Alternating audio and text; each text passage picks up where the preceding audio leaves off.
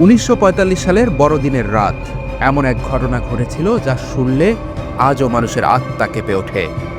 যুক্তরাষ্ট্রের পশ্চিম ভার্জিনিয়া সডার পরিবার উদযাপন করছিল ক্রিসমাস, কিন্তু রাত 1টার মধ্যে যা ঘটেছিল তা আজও এক অমীমাংসিত রহস্য হয়ে রয়ে গেছে। কি ঘটেছিল সে রাতে?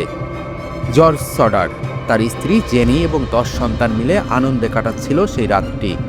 সবাই খুশি ছিল, কিন্তু কে জানতো যে রাতটি তাদের জীবনে এক অবর্ণনীয় দুঃস্বপ্নে পরিণত হবে।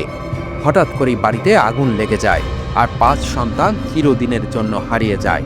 কি ঘটেছিল? কোনো ভয়ঙ্কর পরিকল্পনা, নাকি সবই ছিল এক অপ্রত্যাশিত দুর্ঘটনা? ক্রিসমাসের রাতে সডার পরিবার আনন্দে ছিল, তখনই শুরু হয় এক অবিশ্বাস্য ঘটনা। রাত 1টার দিকে জেনি সডার কিচেনে ধোঁয়ার গন্ধ পান। তাড়াতাড়ি তিনি তার স্বামী জর্জের সঙ্গে মিলে 4 সন্তানকে বাইরে নিয়ে আসেন, কিন্তু বাড়ির 2য় তলায় ঘুমিয়ে থাকা 5 সন্তানকে কোথাও পাওয়া যায়নি।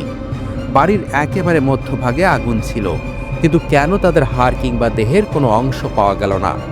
আগুন কি এক ভয়ঙ্কর দুর্ঘটনা ছিল, নাকি সেখানে কিছু অন্যভাবে ঘটেছিল?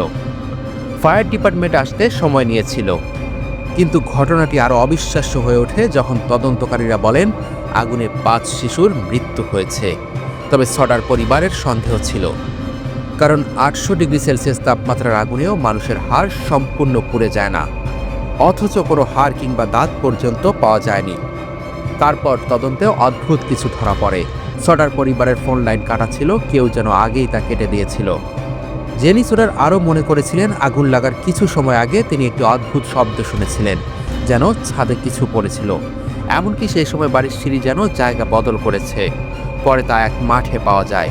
2টি ট্রাক, যেগুলো একদিন আগেও ঠিক ছিল, কেন হঠাৎ করে আগুনের সময় বন্ধ হয়ে গেল?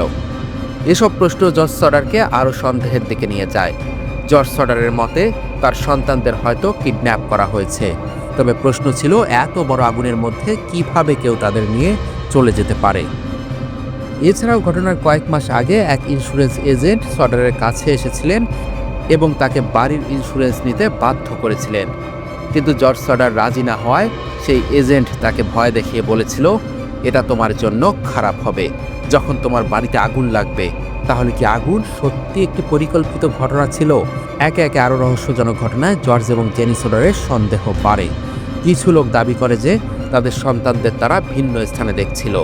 এক মহিলা বলেছিল যে তিনি একটি হোটেলে শিশুদের দেখেছেন, যারা এক অদ্ভুত দম্পতির সঙ্গে ছিল।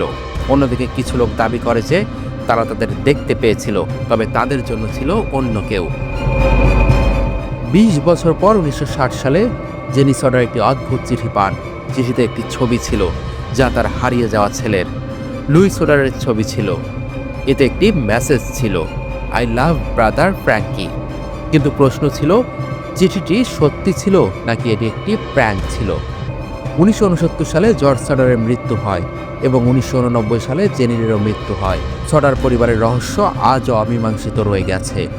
সেই রাতের ঘটনা এবং সেগুলির পরিণতি আজও একটি গভীর প্রশ্নচিহ্ন রেখে গেছে। 5 সন্তানের কি হয়েছিল? কেন তাদের হাড় কিংবা দেহের কোনো চিহ্ন পাওয়া যায়নি?